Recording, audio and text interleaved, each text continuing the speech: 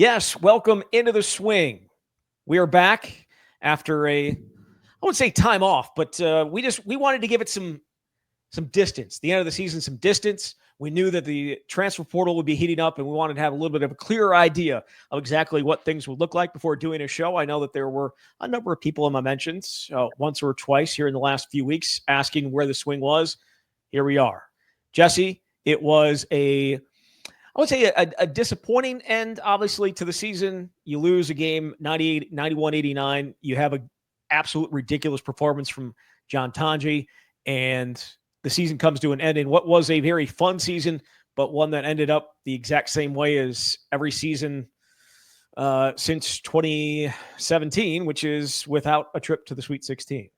That is part of the narrative, obviously. Greg Gard deserves a ton of credit for what he's been able to do, particularly the last 2 years, to transform this offense, make it more appealing to prospective players, but also give Wisconsin a chance to win a lot of these games. And if we were talking at the beginning of the season, you would have said Wisconsin was going to win 27 games and finish in the top 5 of the league and be as good as they were. I think pretty much everyone would have taken that, considering how much uncertainty there was coming into the season and the fact that you had 6 new scholarship players. John Tanji had success at Colorado State. We didn't see him much at Missouri a year ago and had no idea he was going to be an All-American player. So when you try to put it in perspective, it was a very successful season. And at the same time, expectations raise when you play at that level and you earn a number 3 seed in the NCAA tournament. And of course, Wisconsin wasn't able to make it out of the first weekend, lost to a very good BYU team. I mean, you and I talked about it when we saw the draw, that if it was going to be BYU, if it was going to be VCU, it could give Wisconsin trouble in the second round. But BYU in particular, such a good shooting team and can hurt you in a number of ways. And obviously that's what ended up happening. But at least the Badgers went out fighting, especially that second half. It's sort of everything that we saw about what was possible offensively for Wisconsin, led by John Tanji. And you put the ball in the hands of your best player and let him go to work. And it just didn't work out in the end for the Badgers. It didn't work out. Unfortunate, because it was the end of not just John Tanji's time, but 5 other seniors, including guys that had been around for quite some time, and Stephen Crowell and Carter Gilmore. And then you had the transfers that had been around for quite a while, and Kamari McGee and Max Klesmit. So you lose all those guys, and certainly Marcus Ilver as well. I don't know that we need to spend a ton of time on how the season ended and how it all played out. But just how will you look back? I know you kind of laid it out and everything there, but how will you think about this team? And will it be impacted by maybe what the future holds? Because maybe this was the second year of a start of a change of what Wisconsin basketball is going to be moving forward. I will look back at this season as an overwhelming success. And you can't deny that definition it also must be, the NCAA tournament must be factored into how you define success. So there's that. But again, relative to where you thought they would be, the fact they were picked in the preseason to finish in a tie for 12th in the Big Ten, and we just weren't sure whether they were going to be any good. They far exceeded that. And yeah, obviously this is part of a bigger picture here with Greg Gard and his staff in year 2 of this offense under Kirk Penny, who's helped to spearhead the charge. And they made a huge leap from year 1 to year 2. So in a couple of years, we may look back and say this was just the start. You're going to see a whole lot more 80-plus point games, and you're going to see more success in the NCAA tournament. But this was a team that was highly entertaining. I'd venture to say the most entertaining team we've seen on the court since the team that made the national title game a decade ago. Now, there were obviously a couple in Greg Gard's first few seasons that went further in the NCAA tournament, and those were entertaining teams as well. But 80-plus points, not something we'd seen from Wisconsin in a long time. And so I think that's how I'll remember it. It's just unfortunate for them, again, that you don't remember that team as one that went to the Sweet 16 and gave you a thrill for an extra week and maybe more. Right. And I know Greg told our colleague Jim Polzing that he doesn't care about his legacy. That it's about getting those guys to the next weekend so that they can experience it. But people are going to be looking at Greg Gard's legacy based on what happens in March. And whether that's fair or not, I think legacy-wise, like job-wise, there were some people like, well, is he going to be on the hot seat because they can't make it to no, they won 27 games. And I know that is not the be-all, end-all at Wisconsin. The standards were set very, very high by Bo Ryan, and they have not reached that standard. But again, people can have their own opinions. I think it's kind of ridiculous to be calling for for jobs based on what we saw this year. And does he need to get to the second round? Absolutely. They desperately need to get there. I have that. There's no doubt, but I don't envision any kind of a change. Wisconsin's a very good basketball school. It's had a lot of success. I don't know if it's had the success enough to be like, get out of here type of success. Oh, 100% agree. This isn't Nebraska football where the coach goes 9-3 and they get rid of you, though. That is in the rearview mirror now, but you know what I'm saying. I mean, you are like the Wisconsin football program where you go 9-4 and get fired 4 games into the next season. Yeah, there's that. But this is our basketball show.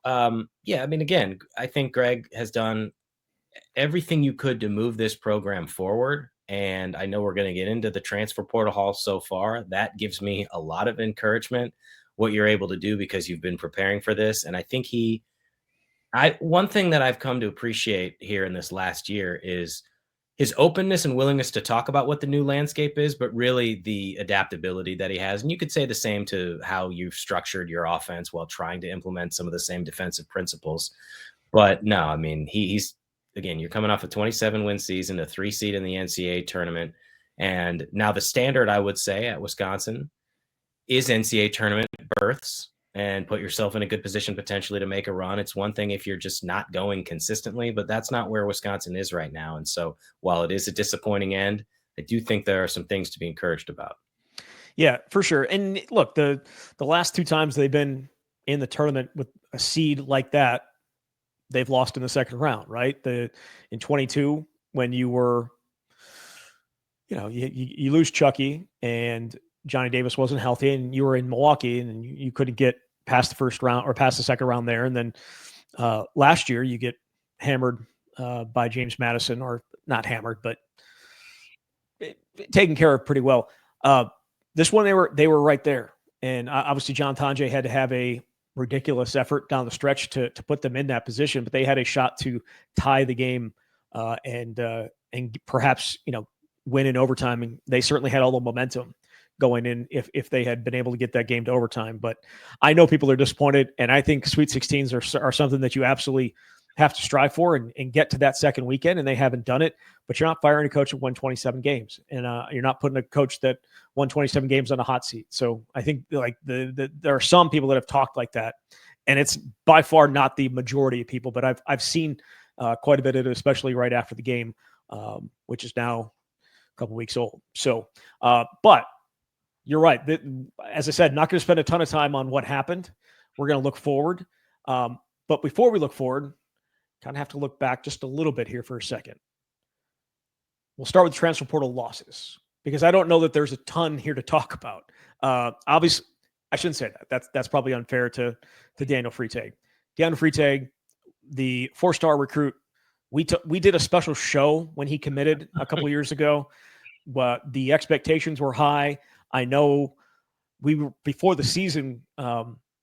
We were going to do a preview show, and I was like, let's get Daniel Freitag, and I suggested that, and I was told, maybe pick somebody else, and maybe that should have been the first indication of that. Maybe he wasn't ready right yet to be the guy that we all thought he was going to be, and unfortunately for him, for a variety of reasons, he never got any of the. I mean, when he got his opportunities, he wasn't impressive, and you talk to some folks.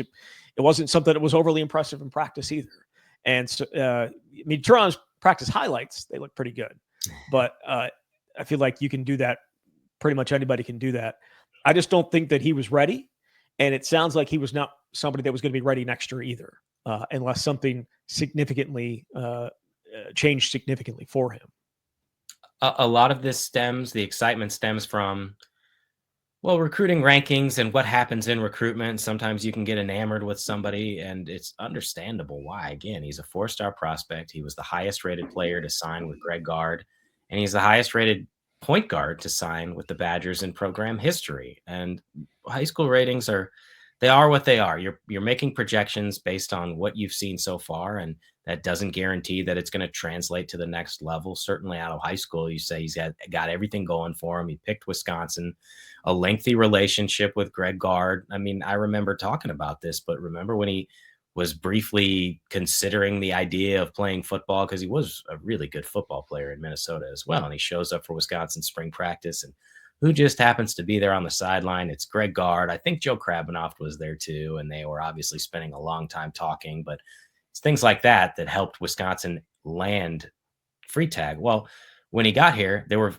serious questions in general about the point guard spot because Chucky Hepburn is gone.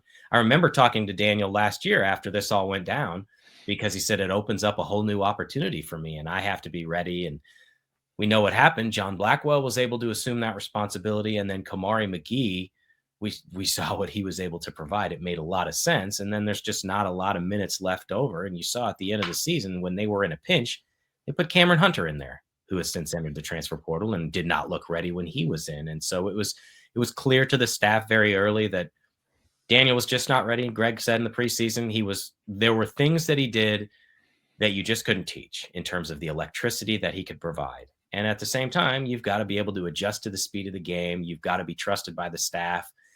We've talked before, he would come in and it felt like you had to hit a home run and all of a sudden your feet are going too fast and you turn the ball over, all those types of things.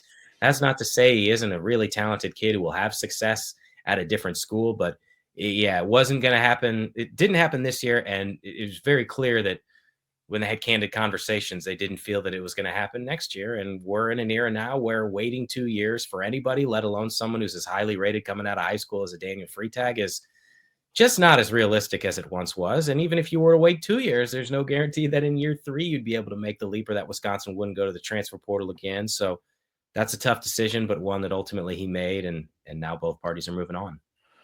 They are. And we'll see where he ends up. I think the headliner in terms of the transfer portal until yesterday, which is when Xavier Amos announced that he was going.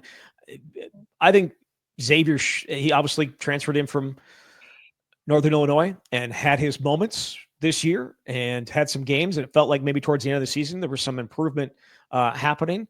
And yet after Wisconsin, and we'll talk about him, adds Austin Rapp the next day, Xavier Amos is in the portal, and he's a guy like, again, he shot under 30% from three. He wasn't overly efficient offensively, had some things that he needed to do to grow defensively, but that's what happened. I mean, that's what coaching is for. That's what offseason work is for. It's to build into and build yourself up. And I would assume, because he wanted to be a starter, and I don't know that Greg Gard is guaranteeing starting spots to anybody, maybe not named John Blackwell or Nolan Winter, at least going into this, that wasn't going to be something he was guaranteed. And I'm sure it was probably a very difficult decision, like going back and forth, whether to come back or not. But it probably should have been a clue when they announced Nolan Winter and Jack Janicki that they were coming back, and that Xavier Amos was not a part of that.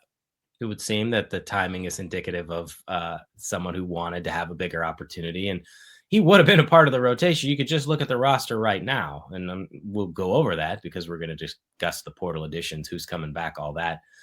I don't know what the minutes would have looked like. I'd imagine it would be more than what he got this year, but at the same time, you only have a short window to take advantage of your opportunity, and everybody wants a different role and a different opportunity. And if he was told or looked like he wasn't going to start and that's what he wanted, then I suppose you got to go somewhere else. This is just what the transfer portal is these days. And that's why sometimes it can be hard to get behind individual players. It can be fun during a year or to embrace a team, but people going to 3 schools in 3 years is going to be more the norm than it isn't really. So, but they've got some positions still to figure out, I would say, with him out the door.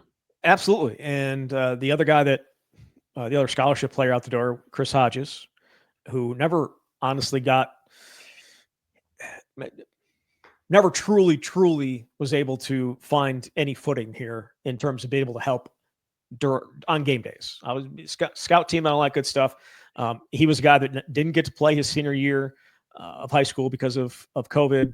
And it just felt like he just never truly developed into a guy that Wisconsin could play right on a consistent basis. I mean, they were a lot of times when you recruit high school guys, but especially in that time, you're basing it on projections of what you think is going to happen. I remember writing about him and talking to him coming out of high school, and that was part of it. Is you come to a college program and you haven't even played basketball for a year plus or whatever it is. You miss out on your senior season.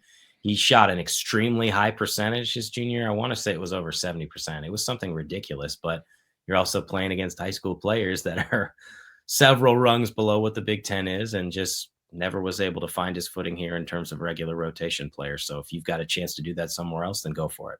Yep, absolutely. All right, so those are the guys out. Also, walk on Aiden Knopp, I believe is how you say the last name. He also entered the transfer portal, and you mentioned Cameron Hunter before him leaving as well. A guy that just never looked comfortable, and I mean he missed all of last year.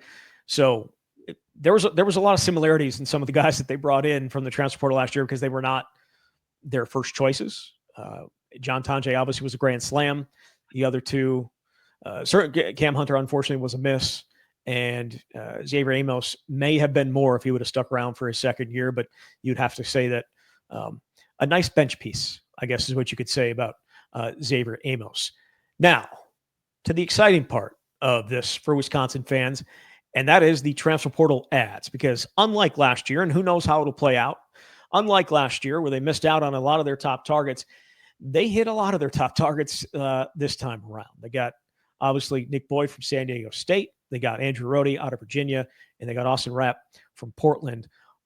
A guard that could probably interchange a little bit with John Blackwell. You have a guy in Rohde who can play the wing, and then you also have Austin Rapp, who is a bit of a thinner guy, but can certainly shoot the ball, and he's going to be the first ever player from Australia to play for the Badgers. But those three have people pretty excited, and they're all, I think, accomplished guys coming in here, as opposed to last year where there was a lot of projection and a little bit of uncertainty.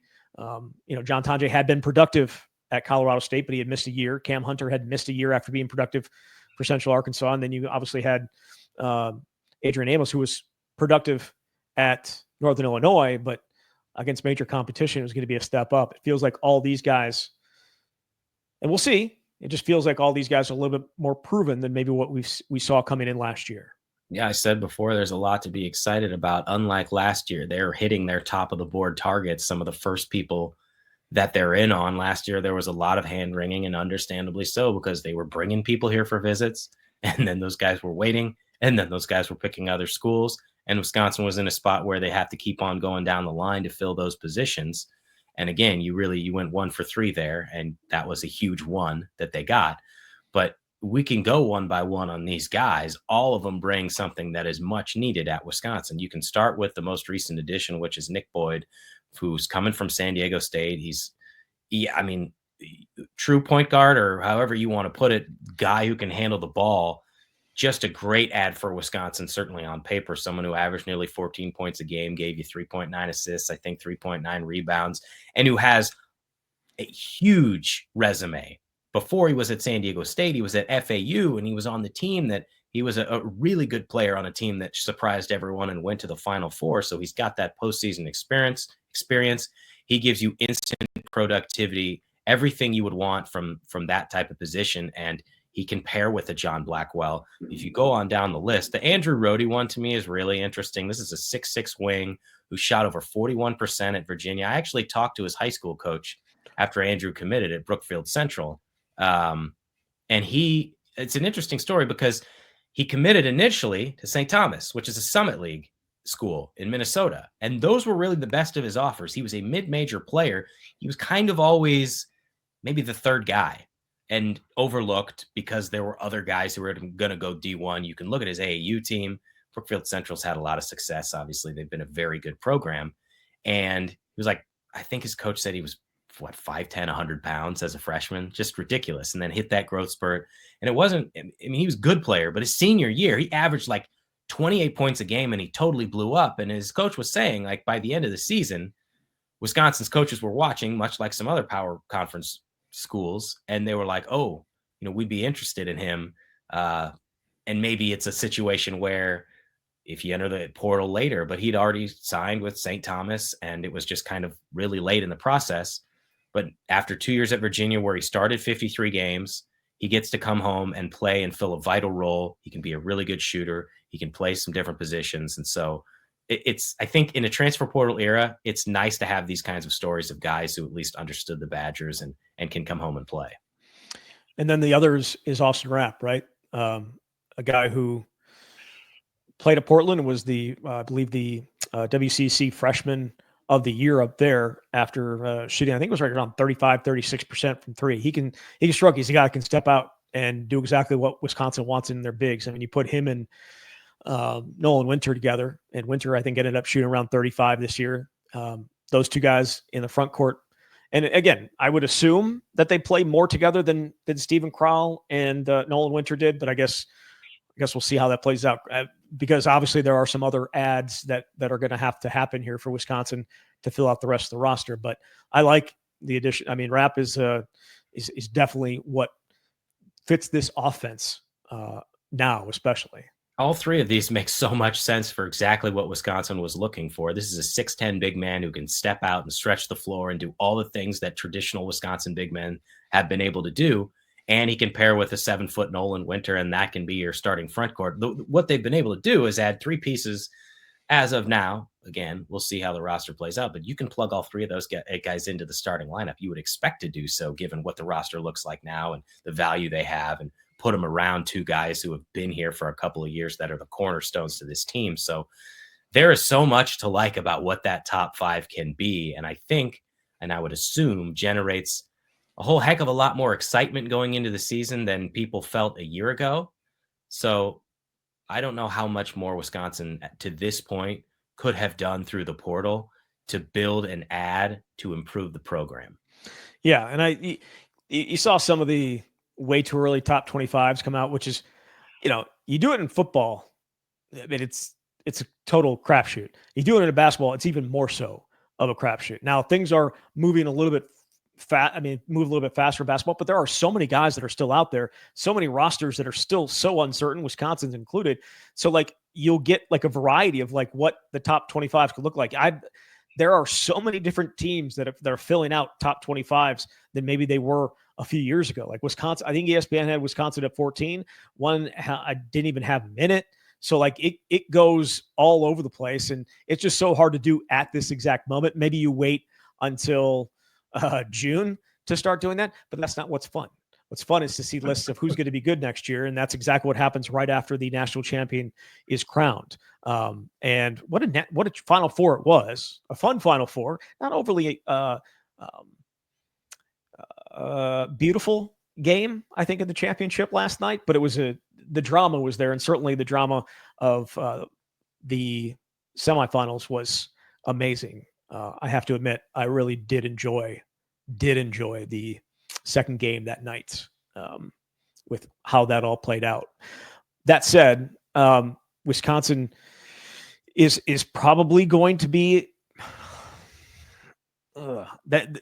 You know what? Let's get to our questions, because there's some questions about like what this does for Wisconsin in the Big Ten, what this does for the Badgers, and whether their level of competition, like how good they can be as things move on, and then also some of what impacted their success here, whether it was money or whether it was the success of guys that have already come in and done really well. But I will say, at this time last year, the excitement around the basketball team was not very high, right? You lose AJ Storr.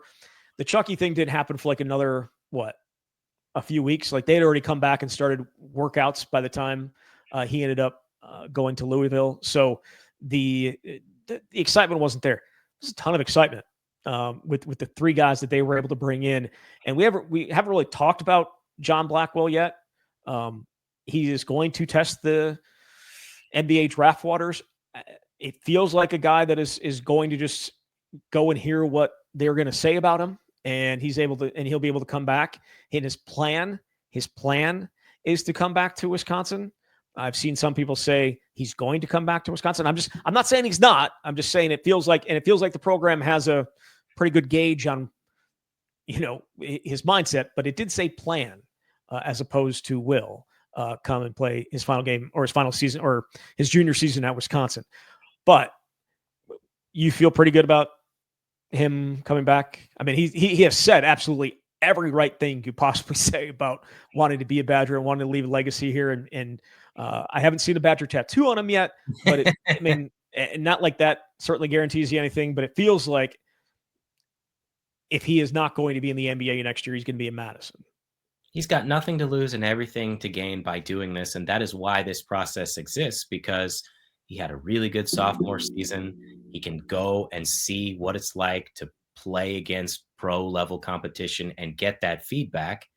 And if there's a situation where he far exceeds what people think is possible for him, then you've got something to consider. But what the more likely scenario is that you say, all right, the scouts told me this is what I need to improve if I want to come back here next year and give myself a realistic chance to be an NBA player. And you can take that information, that knowledge, that experience, and come back to Wisconsin for the summer workouts, implement it, and be an even better player as a junior so that when you're in this spot a year from now, you're ready to declare because you have a more firm understanding of maybe I'll be a late first round guy or whatever it may be. Who knows what the ceiling can be for John, because we have to remember he's coming off a year where he was the primary ball handler, not something that he did the previous year. And he did a little bit of everything for this team, averaged 15 plus points, and was the number 2 behind an All-American in John Tanje in terms of scoring load and so many other different things. So it makes perfect sense. But if I had to pick, I believe he will be back at Wisconsin for his junior year, and we know how big that'll be for the Badgers.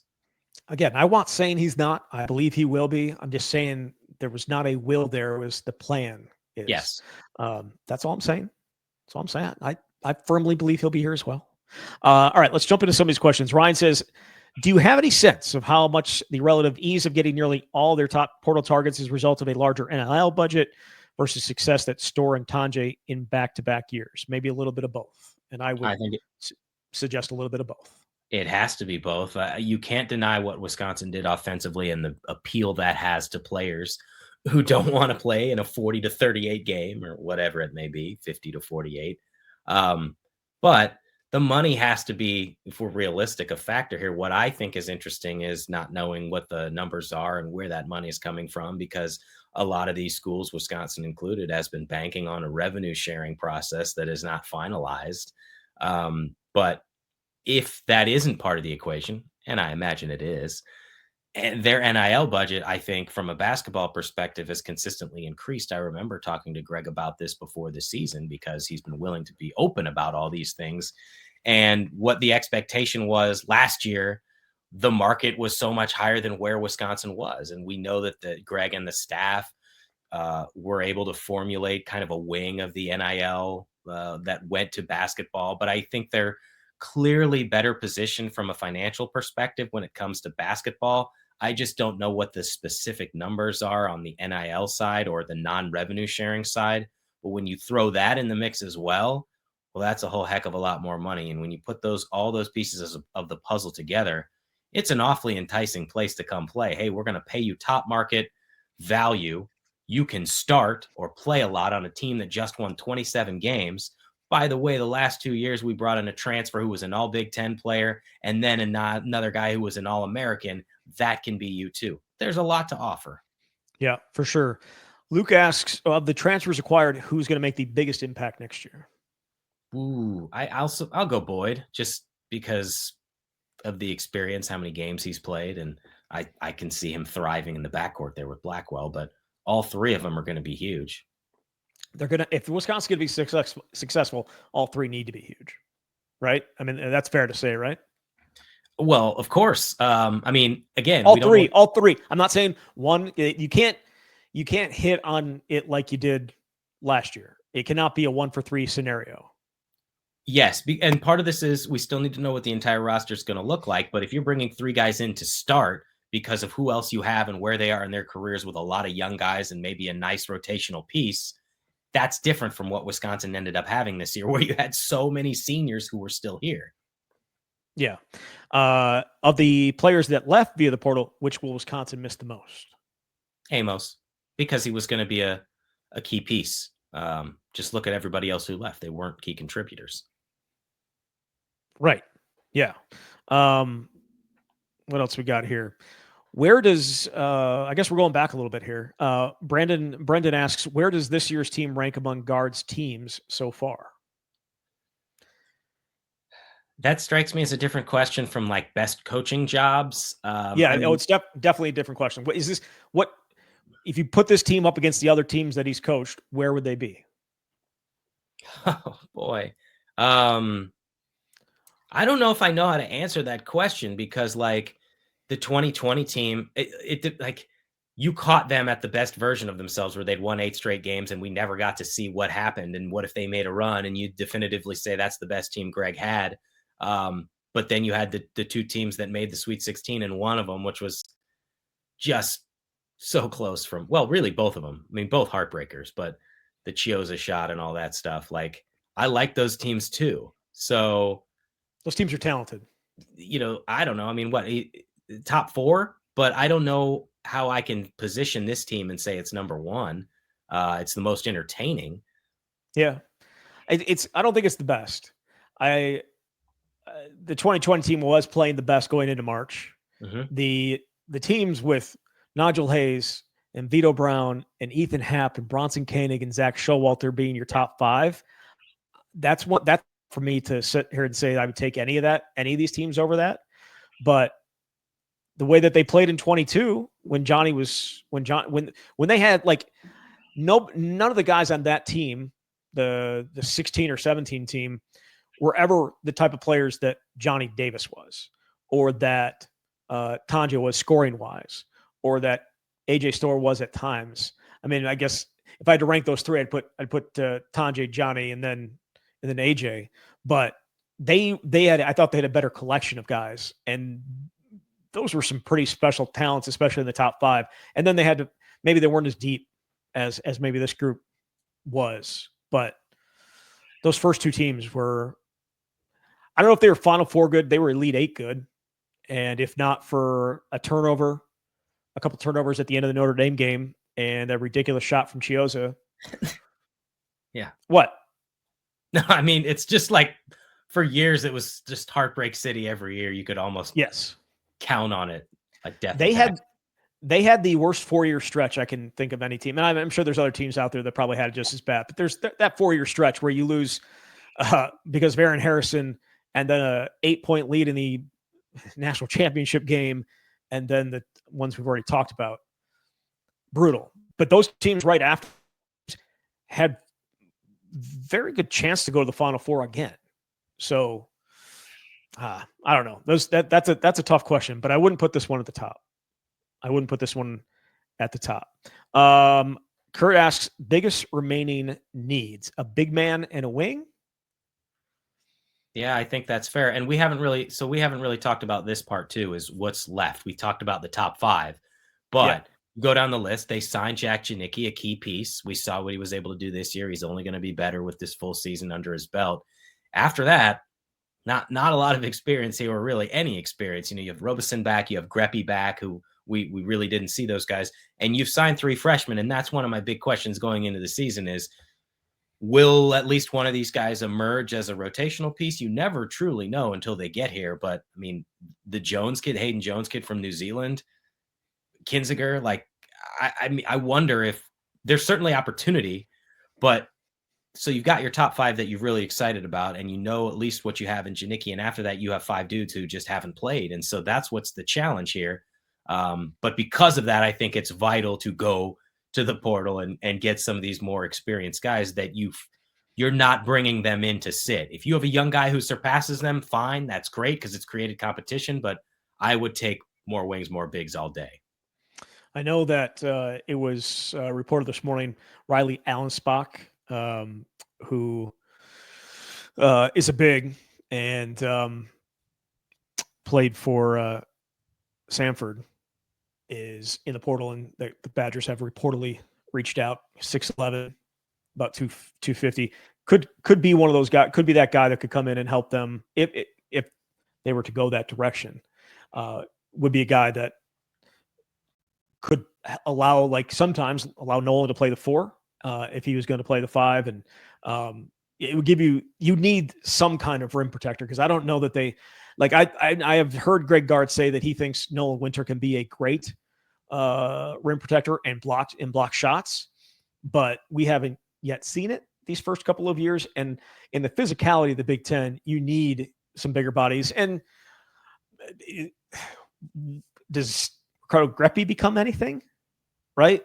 So that's another one. Here's the thing. Do you want to bring in a guy that can't shoot? Because it just completely messes the entirety of this offense up if you have someone on the floor that can't shoot. We saw that the first year they tried running it with Tyler Wall at the 4, and it doesn't work to the same effect as it would if you have a Steven Crowell type of player at the 5. And so I guess we'll see. But they have to add a big, and you would think a wing player. But again, I don't know that there's anybody out there that's going to want to come in and get the type of minutes that are behind, right? That they're going to have to sit behind. And also, I think John Blackwell could play the wing as well. Like, I think he is listed at 6'4". He's probably right about there, maybe a little bit bigger. But like John Tonchen was 6'5", and they both have it's not like they were that different in the type of players that they can be. So bringing in Nick Boyd allows them to do that. Allows him to put Blackwell off the ball a little bit if they want to do that. Yeah, so they're gonna get people. It's just absolutely. It's just a matter of who and at what positions. And the other thing to wonder about or consider is, what does that roster look like in terms of the scholarships, where now you can have 15 scholarship players. You can't. No, you can. You can. They're just not going to. Isaac Gard's still here. So, yeah. You can't have more than 15 guys on a team. Yes. So how do you structure your roster? But obviously, I think, is he the only walk-on left? Unless, I don't think Janicki's on a walk-on anymore, is he? No way. No way he's still a walk-on if they're going to sign him to a deal. So at least I wouldn't think so. But you do have a couple spots left, is what I'm saying. You do. And also Jack Robeson, right? But he's on scholarship. He is. I'm saying, like, did you mention him when you were talking? Yeah. Okay. Sorry about that. The thing is, I think they're going 13 scholarships. Like, I think they're going to stay at the 13. And so you're going to have 2 spots for walk-ons, but they're definitely, yeah, this isn't it. This roster as is isn't it right now. I think we will, we'll see. What else we got? Nick says, what should Janicki be working on the most this offseason? I'd say free throw shooting, but that's just me. I mean, I think there were some games where, at least offensively, yeah, he could have the nice 11-point game or a little outburst, and then other games where you didn't see as much from him offensively. So, as cliche as it is, more consistency, more willingness to attack, and know what your role and your place can be because you've done it for a year. Steve says, it's funny how everyone gets all excited about these supposed great new toys and cast what they have aside.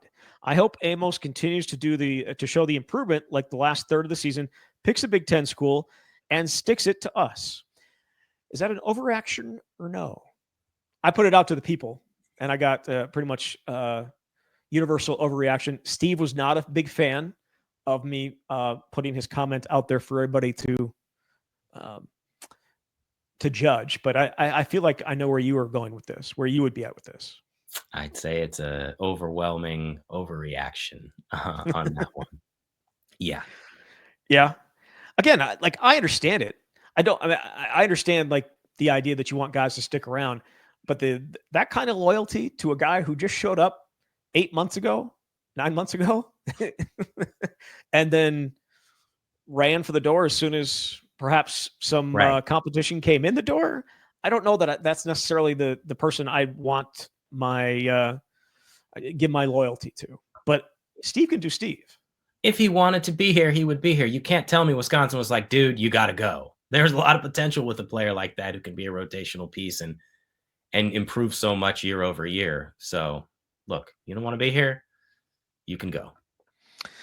Last one here. Butterbilt says, is this a top 5 Big Ten squad for guard? And thankfully, we have an expert who knows top 5 schools and what they're going to do in the Big Ten. His name's Jesse Temple. He hammered Wisconsin being, I should say, nailed Wisconsin being a top 5 team in the Big Ten this past year. I will certainly let you know, as I do all the time, and will from now until forever, that there are 18 teams in the Big Ten, and I will continue to update that number if it gets bigger or goes smaller. But is this a top 5 team in the Big Ten right now? And how impossible it is to answer that question. Such an impossible question to ask. I think it's a top 5 Big Ten team with their starting group, and I can't tell you anything other than with Janicki about what the rest looks like. And you know what? You're not going to go through a season playing only 6 guys at minimum, or I mean, you'd have an 8-man rotation probably. If you really felt uncomfortable, you'd have a 7. But like, there's more portal ads to be had. We haven't seen 1 second of these 3 freshmen. You've got some second-year players coming back who are capable of making the leap. So if I was only basing it off that starting group, boy, I'd be awfully excited. It's just that as far as I know, Greg is not going to run them into the ground and play them all 200 minutes. So I do think, I will say, I mean, this is a top half of the Big Ten type of team. I think we've seen the last couple of years, for as much crap as Greg has taken over the years for various things, and Wisconsin's failures in the NCAA tournament are included, like, he has moved this program forward the last 2 years in ways that he should deserve tremendous credit for. And I think that they will continue to move forward even as they add pieces. So I think I'm confident in the basketball program being a top half team, but to know exactly where they slot when you also don't know the other teams and what their portal ads are going to be, but you don't even know what this roster looks like, is awfully difficult. So there are 8 teams. Again, I don't think it's even worth doing a way too early top 25. It's impossible to try and do it. But ESPN's has 8 Big Ten teams among the, I think, 29 teams. So like Oregon and Illinois are receiving votes. There's 6 others that are in the top 25. Purdue, UCLA, and Michigan are all ahead of Wisconsin. Wisconsin's 14, and then there's Michigan State, and I think it was. It doesn't really matter, but like that's right. At this point, there are so many unknowns that it's hard to say. But I'm going to put you on the spot and say, are they a top 5 team? Top 5 in Big Ten next season? Yeah. Yes. All right, good. I like the positive, Jesse. We don't get positive, Jesse, very often, so we appreciate it. That's because we do more football shows than basketball shows. I know. We'd be a lot more. There was not a more positive show than the camp a couple years ago. There was not a more positive show. We are now just flipping it around because of what we see and what has happened.